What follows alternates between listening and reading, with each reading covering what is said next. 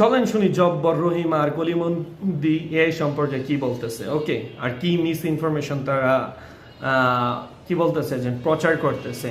আমি অ্যাকচুয়ালি জানি না যে এই অ্যাডটার মূল পারপাস কি, হয়তো কাইটা ছাইটা দিছে, বাট এটার দ্বারা একটা কি বলে মিস ইনফরমেশন ছড়াইতেছে। তো মানুষের এই ভ্রান্ত ধারণা থেকে বাইরে হওয়া উচিত। তো আমরা প্রথম ভিডিওটা দেখি, এরপর আমার খাস বাংলায় আমি এটা রিয়াকশন দিই। ওকে, জাস্ট সি। আগে গ্রাফিক্স ডিজাইনার ছিলাম ভাই, এখন বাড়িঘর রং করি। সব ডিজাইন এখন এআই বানায়। ওই যে দেখেন, বিলবোর্ডটাও এআই দিছে।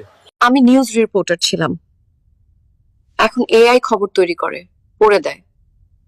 আমি আগে ওয়েব ডেভেলপার ছিলাম ভাই, 6 বছর ধরে শেখা জাভাস্ক্রিপ্ট, রিঅ্যাক্ট, এইচটিএমএল সব।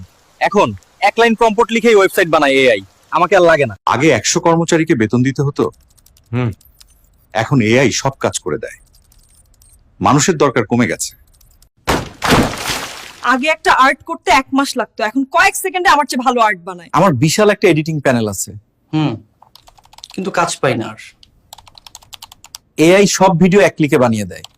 তাহলে আপনি কি এতদিন বসে বাল ফালাইছেন খাস বাংলায়? ওকে, আপনি কেন এআই ইউজ করা শিখেন নাই আপনার রেসপেক্টিভ ফিল্ডে? ওকে, কেন আপনি গুগলে এসেনশিয়াল কোর্স করেন নাই? ওকে, আইবিএম থেকে শুরু করে অনেকগুলো অর্গানাইজেশন আছে যেগুলো ফ্রি এআই ট্রেনিং দেয়। তো আপনার রেসপেক্টিভ ফিল্ডে কীভাবে এআইকে কাজে লাগাইতে হয়, আপনার ওয়ার্কফ্লোতে কীভাবে এআইকে কাজে লাগাইতে হয় সেটা আপনি শিখেন, সেটা আপনার দোষ। ওকে, আর শুধু আমরা নেগেটিভটা প্রচার করতে মানে অনেক আগ্রহী।